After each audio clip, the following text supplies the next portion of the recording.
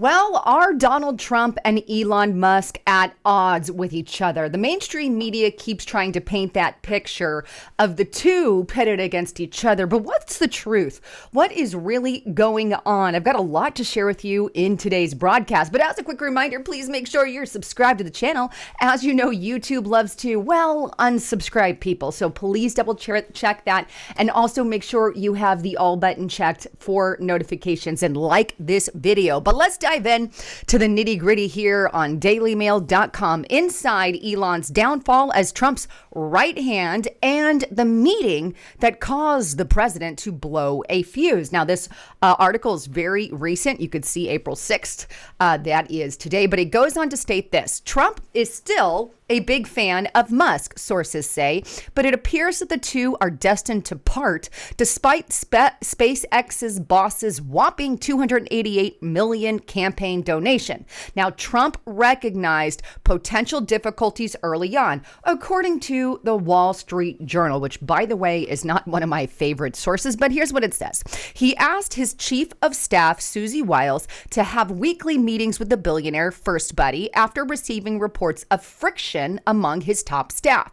But Wiles wasn't the only person Musk clashed with. He and Secretary of State Marco Rubio reportedly had it out during a cabinet meeting, an argument that took place in front of Trump and Wiles. Many Trump officials, including Wiles, were said to be frustrated that Musk wasn't sharing his plans before he made public announcement about what his Doge team was doing to their agencies. So that's the Wall Street Journal reporting about supposed tensions between Wiles, Rubio, and Elon Musk. And I'm not the biggest fan of Rubio, by the way, but it goes on to state that one of the most shocking moments in Musk's downfall came when reports emerged that he was scheduled to receive a sensitive Pentagon briefing aimed at covering U.S. war plans and issues related to China. News of Musk's involvement reportedly sparked a furious reaction from Trump, who was concerned as Tesla had a major presence in China. Trump was not happy when he found out Musk would be in on the briefing without telling him first, and saw the tech mongol's involvement as a potential conflict of interest, according to the Wall Street Journal and their report. Now, Donald Trump has come out and said, hey, this is fake news. It's not believable. But the Wall Street Journal says, although Trump publicly dismissed the story as fake news, behind closed doors, he was seething, wink and a nod, according to the sources. Now, I do believe that thing is highly exaggerated by their source. That's just my personal opinion. But Donald Trump has come out and said that whole thing regarding China is fake news. But either way, there's obviously a conflict of interest regarding China and Elon Musk. I just want to point that fact out because he has sales that he does, exports and stuff. But Tesla China monthly sales. So Tesla does do business, obviously, with China, and these tariffs are going to have an impact. In fact, these tariffs are likely going to have an impact on many businesses that do dealings abroad, obviously, right? And one of those being Tesla, one of those being Elon Musk. But the good news is I believe Elon Musk, like Donald Trump, it's not about the temporary pain. It's about the long-term gain. And I want to remind you, I still support Donald Trump's tariffs very much so because, look, we can't just, we're trillions of dollars in debt, right? And we've got all this monstrous debt. It's not going to be flipping a switch to get out of the chaos that Democrats and even some Republicans have put us in. We are in a freaking mess, and our country is dying economically. We have to have physical surgery. We have to go through the heart surgery, so to speak. But if we do not go through the pain of the heart surgery, we're not going to last and live. It's kind of like the Democrats right now are saying, hey, we don't want the heart surgery. We want to live for a couple more years that we got to live and forget about the heart surgery that our country needs. We're just going to live on the same thing we've been doing forever. And Donald Trump's saying, no, we have to go through the pain. We have to get the surgery done. That way we can live longer. as a country. This is why I'm so for it. But anyway, before I dive in any further, I've got to get you over to restrictedrepublic.com. Look, I share inside information. You're not getting the full story on these controlled platforms. Go to restrictedrepublic.com. Sign up right now. Sign up today. Use the coupon code Lisa, the number 5, get it for $5 per month. We've been putting exclusive reports on there, and I really want to encourage you to check that out. So please get there, subscribe now, go to Restricted Republic. But with that, Elon Musk has also come out and kind of stated at least his view, which seems to differ a little bit from Donald Trump, regarding tariffs, and specifically tariffs over in Europe, right? And here's what he had to say, and I'm going to play this little clip for you where he talks about tariffs and all of that. But take a listen to what he says here. I hope that I hope that the United States and Europe can establish a very close partnership. We obviously are.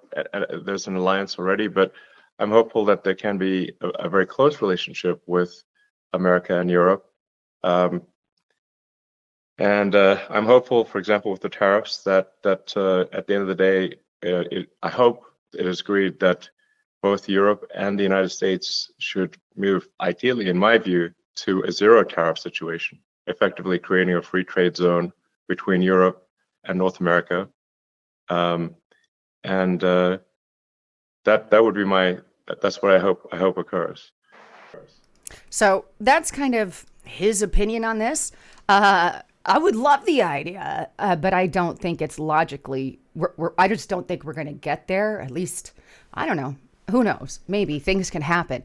But either way, that seems to differ a little bit. Obviously, we've got that 10% kind of a line that Donald Trump is shooting for, which would be a huge step in the right direction. Now, with that, there is some tension that is showing between Elon Musk and specifically Pete Navarro, which is, Trump's senior counselor for trade and manufacturing, right? And he went public with this. So I've got to show it to you because I want you guys to see all the facts that are going on. I'm not going to leave anything out because I'm not one-sided when it comes to all of that. You have Insurrection Barbie sharing this clip of Pete Navarro, which he's basically supporting Donald Trump's tariffs and talking about the impacts that it will have on the globe. I'm not going to play that clip, but Elon Musk comes in and he makes a comment on this. And by the way, I also have to share, she quotes that Pete Navarro has a PhD in economics from Harvard, and she's giving Pete Navarro credit here.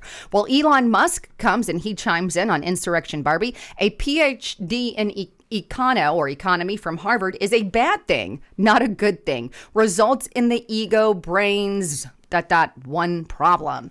In other words, results in high ego, little brains. I think that's what he's trying to say. Maybe I'm reading that wrong, or ego and brains going together. But either way, he is bashing him here. And that's not the only time. In fact, he also came out and Simon Manning said Navarro is 100% correct, PhD or not, right?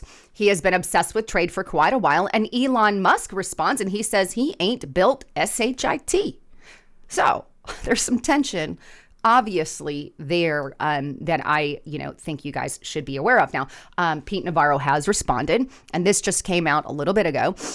At the making of this video, Trump trade advisor Pete Navarro hits back at Elon Musk's tariffs, criticizing he's simply protecting his own interest. And that is on the New York Post, which basically that's all he said. I don't want to read the quote directly, but he came out and said, hey, we're basically Elon Musk is protecting his own interest because he obviously has a Tesla dealer there in Texas, but he is buying parts from China, and ergo the tariffs are going to impact him. Obviously, he is, a billionaire, but one of the richest men in the world. But anyway, there's also lots of rumors regarding Elon Musk and him stepping down. Now, I did like a quick 2-minute thing on an earlier report, but I'm really going to expand on it today because a lot more information has come to light. Now, this was published back on April 2nd by Politico, and they put out this huge article, Politico magazine, and it says Trump tells Inner Circle that Musk will leave soon. So this is the rumor that came out. I believe they're one of the ones, fake news media started it. Well, Elon Musk came out on X and he said, this is complete fake news. And Caroline Leavitt says this scoop is garbage. And that's regarding Elon Musk and Trump have both publicly stated that Elon will depart from public service as a special government employee when his incredible work at Doge is complete. And you could see she said the scoop is garbage. And even Elon Musk said, yeah, this is fake news. But regarding the fact that he is a special government employee, this is what he is.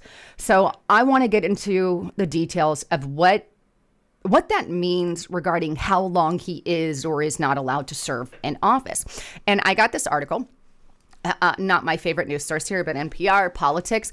And it's Trump hired Elon Musk as a special government employee. Here's what that means. Now, this was published back in February, but I want to hone in on just this one section. What is a special government employee? Well, in 1962, Congress created the role of special government employee, which allows the executive branch, the legislative branch, and independent federal agencies to bring on employees for specific roles on a temporary basis.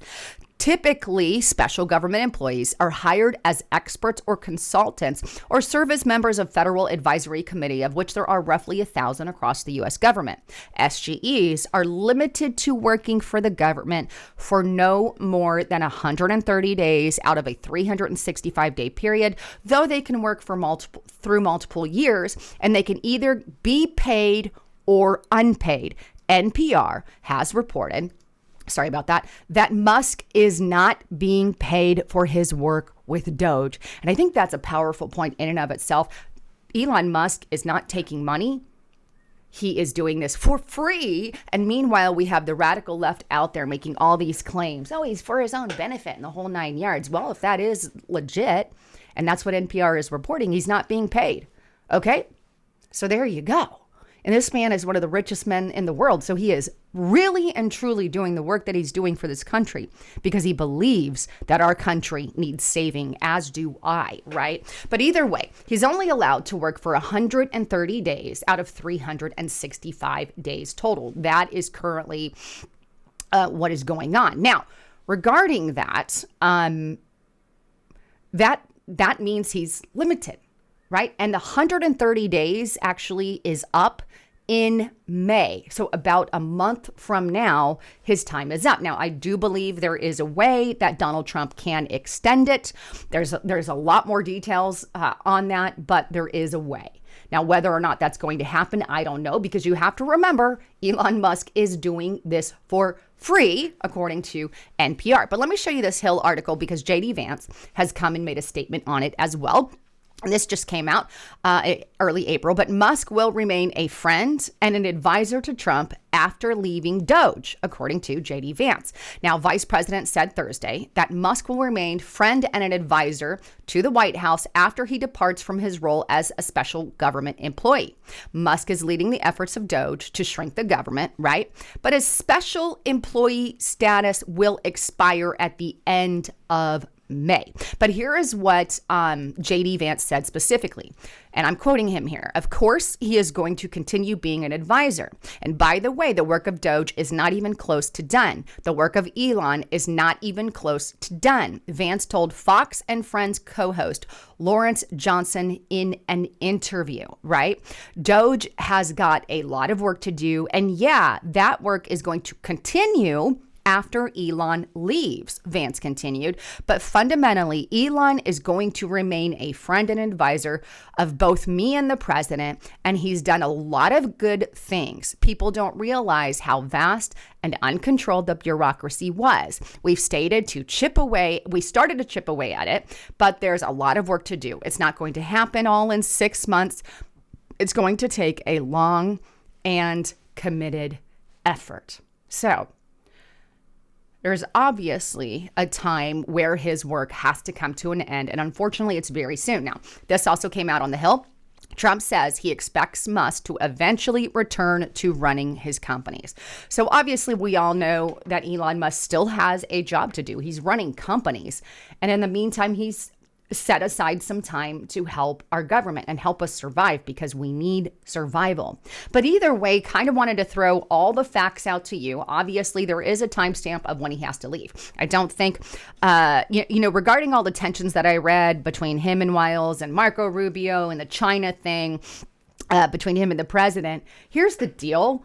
Every single administration is going to have issues within the administration. That's logical. I mean, that's to be expected. So the fact that Politico and other agencies are really blowing this out of the water, and I think there's a lot of fake news regarding that. I think, yeah, obviously there's times when you're not going to agree with each other. This is business. It is how it works. It's how things go. And if you don't have the little spats or whatever between people, then you're never going to find the right solution. If it's one side and one side's accepted and you're not allowed to rebuttal it, how the hell does anything get done, right? This is the beauty of working within an administration and even a presidency, because people can voice their concerns and views until we come to the best solution that you can think of or that they can think of among the group of people.